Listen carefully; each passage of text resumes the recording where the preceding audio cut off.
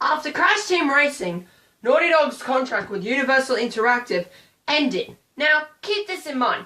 Naughty Dog did create Crash Bandicoot, but Universal Interactive owned the rights, and once the contract ended, Naughty Dog left Universal to work on Jak and Daxter. I'll review those games once I finish Crash Bandicoot. By the way, if you want to know the original trilogy, you can check out, I'm currently doing a gameplay of the Insane trilogy, and currently I'm doing a gameplay on Crash 2. So you can click the card up there to see my latest episode on that. Anyway, Universal and Sony needed someone to continue the franchise with the amount of effort and success that Naughty Dog did. So they contacted Eurocom Entertainment, and they put a Crash Bandicoot spin or twist on a Mario spin-off title, and they chose Mario Party. It was called Crash Bash. It was the last Crash game released on the PS1 that was only PS1 exclusive. So let's check it out. We get the classic party game stuff, but like CTR, there's also an adventure mode, which serves as the main story. And check it out, we've got Crash Dancing! We got battle mode, tournament, options, and yeah. So let's do the adventure mode, since it's basically the main story. Let's play the game! Now we get a choice of 8 characters. Crash, Coco, Tiny Tiger, Dingo Dial, Nitrous Brio, Cortex, Koala Kong, and Rillaroo? Why does his face look like he's sucking an invisible ice cream cone? Seriously, that has to be so gross. It even looks like a bum. What the hell? Now I'm gonna rock it with my boy Tiny Tiger.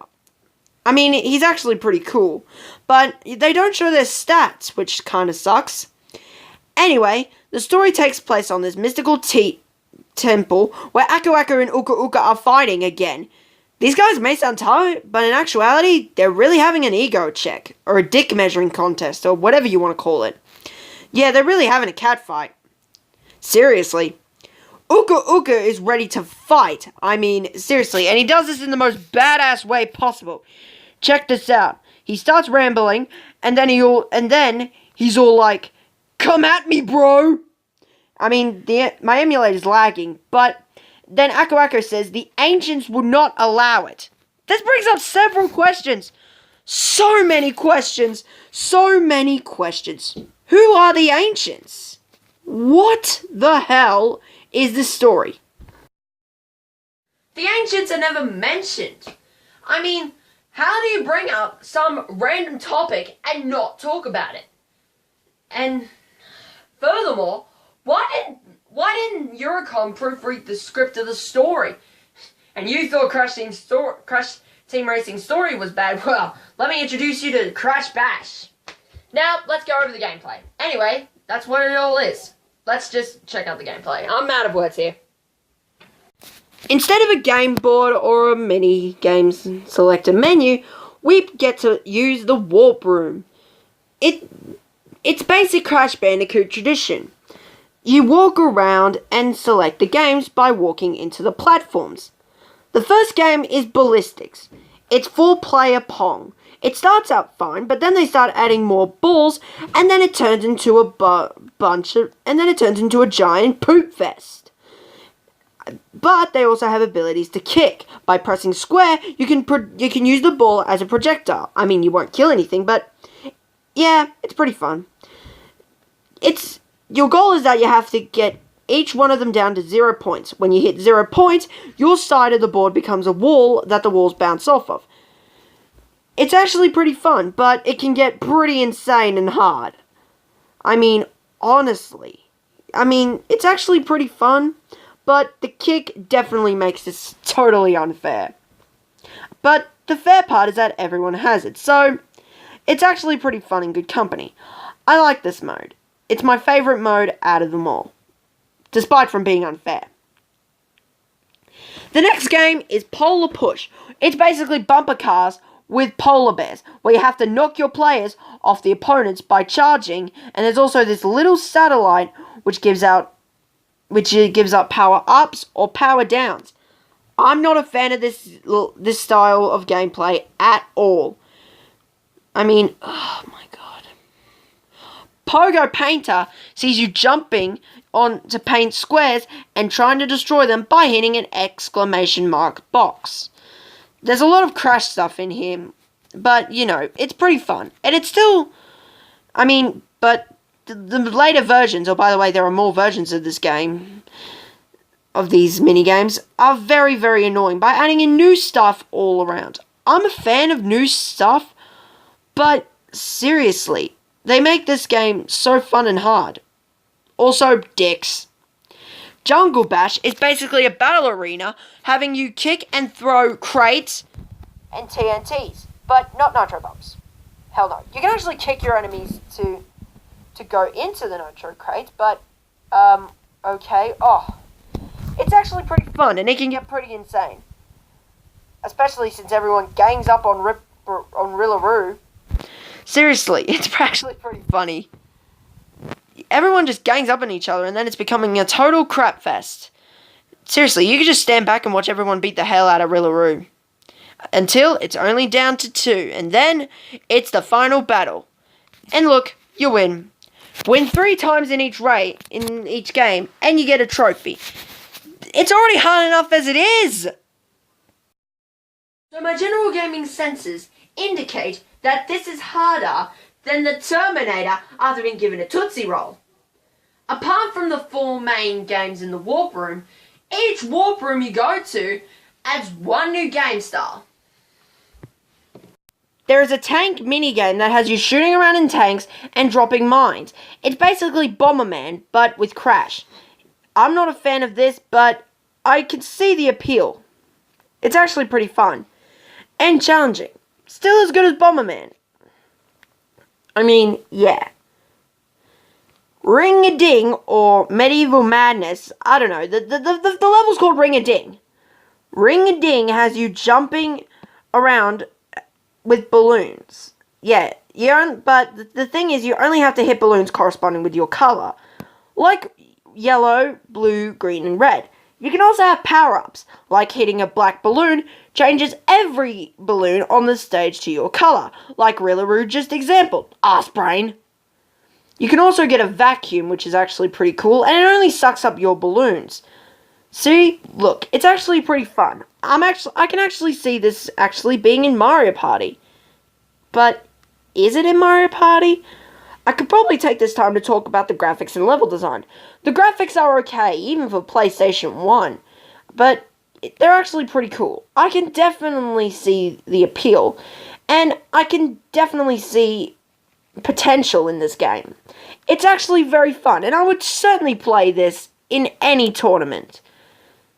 But not with Rillaroo. Screw him. Seriously. Dante's Dash is a racing game where you race in hovercarts with some of the worst controls ever. The hovercrafts is you basically slip and turn, and you fall off the edge, and all you're doing is just driving in a circle. I think it was pretty clear from the get-go that putting Crash into the party game genre, much like CTR, was ambitious. And while CTR was perfect and flawless, there were some things, this is something I can't say for Crash Bash. The main flaw is the difficulty and rubber banding, but it doesn't ruin the game. Let's check out the bosses, which you think would be quite weird. Bosses? In a party game? What? The first boss up is Papu Papu. You find him in the Jungle Bash mode, and he's actually pretty fun. He takes out the platforms, and you basically have to fight him. It's actually pretty easy when you really get the hang of it. But if it's Crash Bash, it's very hard. You also have to bash these little Crash clones, which are freaking me out. Look at them, they're terrifying. You only have to face 2, then 4, then God knows what else. And then you have to hit Papu. And then at the end, he kills himself. Incredibly pointless. But fun and good company. Alright, there we go. The next boss up is something called the Billinator. I wish I didn't make that Terminator joke. And what do you know? I suck at it. It's fun in the polar push stages, but I guess it kind of fits because he's a polar bear. You have to push Robo Polar Bear with missiles attached to them off the platform. Now, being this is so hard and unfair, you'd think wouldn't be easy. But no, it sucks. You also get to pick up a missile, go into a first-person view, and homing screw him in the face. Take that, you Berliner. I'll be back. After a swift loading screen, the next box up is the Komodo brothers. I thought I kicked these guys' butt in Crash 2. Anyway, it's in the tank stage, which is actually pretty cool, but you don't find them in tanks. No, instead you have to take out the turrets of their machine, which can also kill you in one hit. Which really sucks, considering for the fact that this game sucks monkey dookie. But seriously, it's actually pretty fun. But, in the tank stages, seriously, no. No. I didn't like it in the minigames, and I don't like it now. Seriously, all you're doing is just taking out 3 turrets, and then you gotta take out the Komodo brothers? I mean, The next boss up is Nitrous Oxide. What's funny about this boss is that it's actually split into 2 parts. The first part has you flying around with him to Gasmoxia, dodging walls and other obstacles and missiles shot by his spaceship's butthole. And look, and you gotta shoot down his enemies, but your shooting takes way too long to hit. And also, nitros. Because reasons. Seriously, it's so challenging, and even one hit, you still will die. It doesn't make any sense. The next part of the fight, which I couldn't record because it was so unfair, is ballistics. And a royal BS version of ballistics. You have multiple balls, but you also have missiles and red balls that can kill you if you touch them. Now it's time for a rant.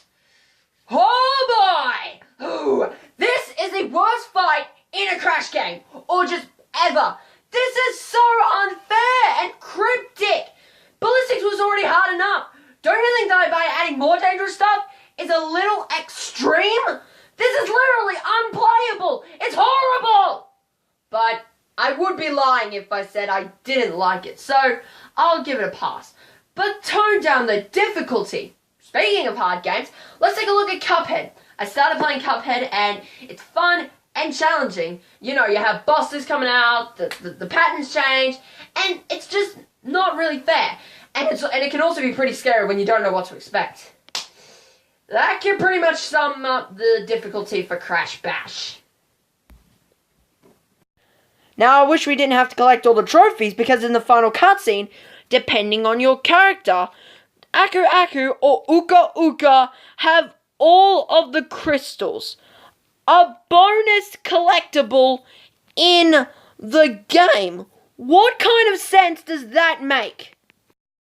The main collectible are the trophies, but in the final cutscene, Aku Aku or Uka Uka have all the crystals. So why not just make the crystals the new collectible? Because that would make too much sense. This makes the trophies absolutely useless. This didn't want to go through their heads. Well, that was Crash Bash. If I was rating this game on a personal level, I'd seriously give it a 4. I can't stand it. But objectively, it's not that bad, but there are some things that could have been improved. So I'll give it a 6 out of 10. Before you leave hate on me saying, this game doesn't deserve a 6 out of 10. It's a rip-off of Mario Party. I know you suck at scores, and this is just a new way of new editing. But if you guys write something as stupid, okay, just bloody stupid, as saying, unsubscribed, I'm gonna block you, and I'm not even gonna think twice of that, because you are a total idiot if you say that. And don't write in that even as a joke, because that makes you just as bad. Like, seriously, don't do that. That is stupid beyond belief. But, you know, well, 6 out of 10. Let me explain. Let's explain. Shut up! 6 out of 10 is good, but it's not great.